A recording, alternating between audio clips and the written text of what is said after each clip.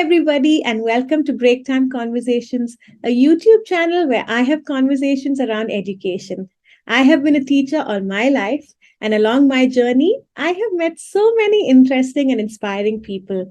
And so I decided to document my conversations with them here so that you too can hear their stories and the amazing work that they do. I'm here today with Priyank Sharma.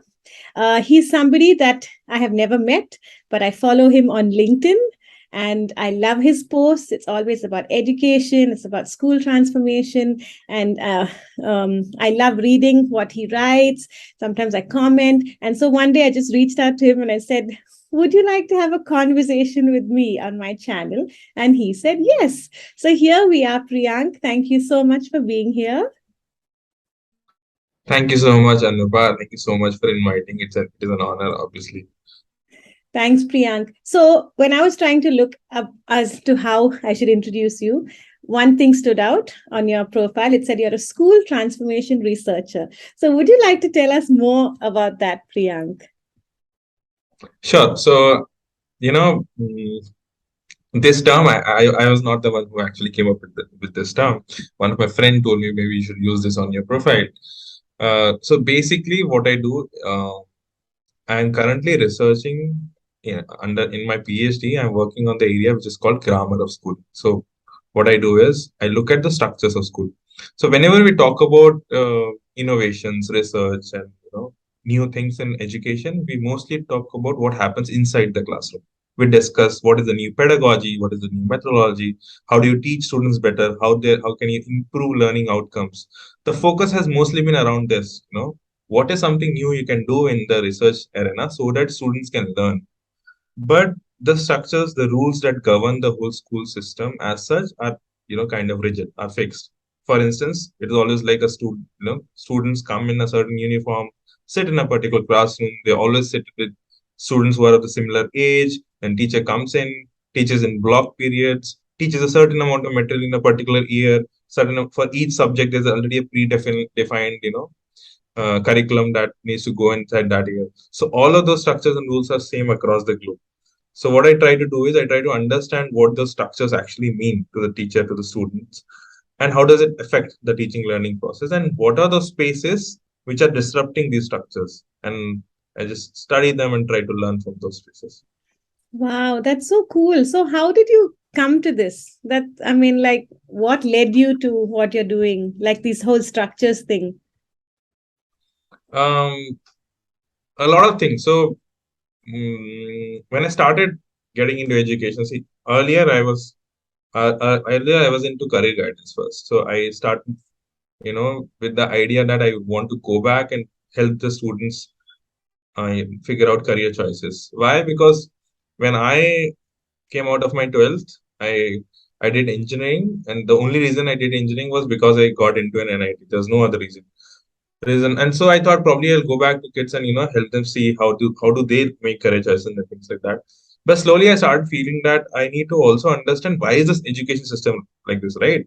So one way to look at this is you are actually filling a gap in the system by giving career guidance to students. But the other way is also, why is the education system like this? From there, I did an MPhil in education policy, and slowly I started working in the area of side effects of education, which is relatively a new area where, so there is a lot of literature which is trying to argue that education in its current form is actually counterproductive to students. That rip them off from their creativity. There's a very famous TED talk by Ken Robinson on this. It also doesn't help students to be on their own selves. It kind of, it's more oriented towards entrance exams, marks, and things like that, and not make them. It doesn't make them free thinkers. So I started from there. I started looking at side effects of education. There's a famous paper on this as well, book as well. And then I started, it kind of dwindled down to this, that, we don't talk about structures. So when we discuss side effects, we also discuss that how do those structures not help students? Like, for instance, if a student is very good at math and not so good at English, why does he or she have to, study both the subjects at the same space? Just, if you look at plainly, it doesn't make sense. If they shouldn't be allowed to restrict themselves in mathematics and just go all guns blazing because they have to cover certain syllabus in English, You should take it according to the. So we talk about a lot about personalized education and curriculum and everything, but everything has to be inside those structures. So I decided probably I'll talk about this because this is, so to say, not well researched. Yeah, I mean, to be honest, I have been in this field for so long, and nobody I know really talks about this. So, can you just shed some light and give me an example of a structure that you're talking about? Right. Let's say when we talk about, I think I can talk about so many things, but let's start simply with when the student comes in the school, he or she comes in a certain uniform. Now there's literature, ample literature out there which argues in three different forms. One, there's literature will tell you that uniforms are actually adding to the teaching and learning process and it helps them to get more learning outcomes. There's also literature which says it is neutral. There's also literature which says it is actually negative. So, you also create literature based on what your personal understanding is. That is how sometimes it works. Now, if you look at it, student comes in and then even if it is, there is certain ethnic background, there is certain social background the student has. So the argument is that okay, those filters have to be placed so that there's no discrimination among students. They are all on the same pedestal. But that is not exactly how it happens because in those structures, a student might have a certain pencil box which is of a higher quality or a notebook which is of higher quality. It is there. Students see those differences, and when they come out of the school as well, they can figure out that somebody's parents have more income, or let's say somebody has more expensive items with them. So it's not that you can hide those disparities. Now, what do you do when you filter this out and you're saying that it actually helps learning? You act, in a diverse, especially in a diverse country like India, if you can't make a student who is from a certain religion or different religions come together and sit in their ethnic attires and read or learn together, then it's a problematic approach because you need people to come together first. Education, what does education even mean? So we say that schools are microcosm of society. So when you say microcosm, we are saying that it's just a small, representation of society, but it is not because you're filtering them. So how does that structure of uniform, that rule of having uniforms for every child affects the student? So I study that. Then when students come in, as I said, curriculum, there's a fixed curriculum. Why do I have to? So when I think of um, when I think of having students learning process, I think of it as a matrix that I can place a student in a particular matrix depending on their proficiency and the subject. So I might say that in English, that student I will place it in, let's say, him or her in the syllabus according to the maybe ninth grade, and in mathematics I would say that he or she is in fourth grade depending on their abilities. So I would rather want it to be so flexible so that students are able to, really relate with the subject. Otherwise, it's a mad rush. It is more about mass, not about really about learning. So again, I question that structure that, can you make it more flexible? It's not like there's not spaces out there. There are spaces which are trying to, innovate and everything. But there's very few spaces which are questioning the structure. It's more like pedagogical things that you teach better in this way. You do play-based learning. You do project-based learning. You do this constructivist learning, child-centered learning. So many terms out there. It's more about that. It's not about okay, we should not have classrooms in a certain way. It's not that teachers should come in and stand in front, and students sit in front rows. Again, I think rows. There are people who are kind of saying that we should not sit in rows. At least we have reached. We have been asking those questions. Rows, at least we have been arguing. So I wouldn't say it is not there. But again, subjects, block periods, then it is a teachers who meets who moves inside the schools. So if I am a teacher, I'll go to a third class and then I'll go to the fourth class, and probably whatever my period is, the students are stagnant. But if you look at why it has to be this way, why doesn't the students move? So if I have a mathematics lab, if I have a, it has to be students who have to move. Students have to move for a variety of reasons, not just because that's a way of looking at it. It also helps them in many ways. But in a mass education setup, where there are hundreds of students, how do you make students move? So I keep asking those questions, keep asking like if we can, really create differences in those structures. What are those small tweaks we can do so that it can be a better way of experience for everyone? Wow. So, but isn't it very, very vast? like, if you're going to look at structures all over, isn't it quite vast, or are you focusing on any particular area? So I'm currently doing an ethnographic study in a particular space. It's in Hyderabad.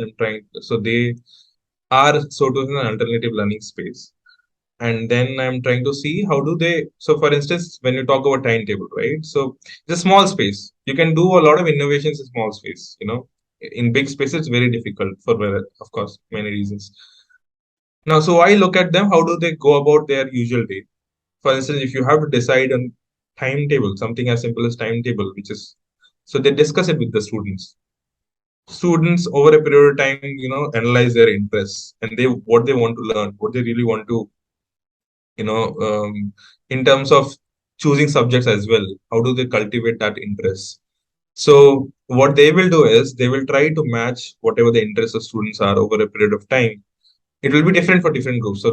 So the students who are in primary, so to say, of a certain age group, like primary group, and students who are in upper middle, upper primary, and then the higher secondary, it will be different for these groups.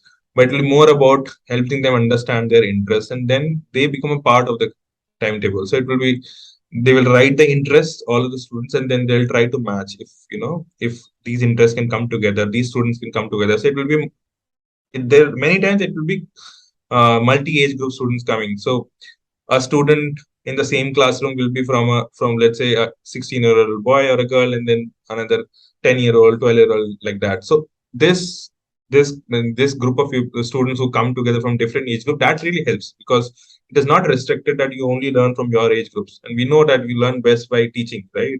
So it also helps students and the teachers as well, in terms of navigating. So it's not like I'm to answer a question. It's not like I'm focusing on certain things. I'm just trying to understand this area for now. It's pretty new and it's pretty earth right now. Yeah, so since it's so new, do people think you're crazy? Especially like the schools that you're working with, how have they taken? Although you did mention that they're alternative schools, so at least they'll be a little more open. But in Yeah, general, how has the response been? good. In this school, I know. Yeah, I know the person who runs the place, so it's pretty easy. And he's an IITian who worked with the World Bank for a year. Then he chucked. Then he started traveling, and then he's running this small boutique space where he's trying to kind of see how you can do progressive democratic learning happen, how, and it's very interesting, because if you look at learning space, this particularly, if I talk about this space, we discuss a lot about education in general as well. So he keeps telling me that if it is possible, he would want a space where everybody is coming together, more like a community space, not just teachers teaching and students learning. So he also asks parents to come. So every Wednesday, parents will come in, and then they will have a more they will have more of a space where parents are there, teachers are there, students are there, and learning. Everybody's learning from each other. It so happens that it is not like a typical teacher student setup where teacher has all the owners of teaching and the student has all the owners of learning. So it's more like everybody's growing together. So he is trying to visualize more like a space where the community is learning. It's not just restricted to one person teaching, one person learning. Yeah, I mean, I can imagine it being, so easy for you to work in a place like that. I'm just trying to imagine you working in a traditional, conventional kind of school setup. So have you ever interacted with anyone from those kind of schools on the topic that you're researching, and how has the response been? I have interacted with them, but it is more on the light of what is actually happening there. So I have not really told them that you change this. It's like I go to their meetings, I try to sit in their classrooms, and I have been a product of such system, right? So I understand. I've seen how it happens, and most of the schools are like that. It's not a it's not a rare fiction as such that that you need to really go after someone. So it's more like for the observations and for the study purpose, not like I've told them to change certain things and things like that. I'm still even I'm learning. I'm still trying to discover a lot of things before I even say that I understand things about this. Yeah, all of us are a product of that system. So, and I think all of us in our small Yeah, way are trying to change that system. So you mentioned you studied engineering. I have interviewed so many engineers turned educators so far, and met also so many people, not only going into the field of education, but so many engineers, doing something totally right. different. So have you ever taught? Um, in a school or whatever before doing your PhD? Were you a teacher? Did you do anything? So I've taught. I used to teach in my engineering days only. So used to be evening school we used to run, and for 3 years I taught there. And then there's a school in Delhi as well where that was a very short stint. I used to teach students there. It has been mostly that, but for there was a time I used to very focus on pedagogical innovations, and I started with this. I think every educator starts with this. How can you teach students better? But then when my focus shifted toward grammar of speaking, I've not taught a lot. I usually teach students who come in and who need help and everything, or my own cousins, relatives, and people who I know. But it has mostly been around not teaching, but really studying those structures. Oh, nice. You know, like we were talking about being a product of the system, and I work with, a typical school trying to bring some change, but it's so difficult, Right. to bring change. It's just so difficult. It's just all about, academics, and this is how a teacher should teach. This is how the child should learn. Everything is just so set. You were talking about structures. They have their own structure that is like so set. But as a researcher, do you think there is hope, especially with the NEP also coming? And do you think there is hope for some kind of change?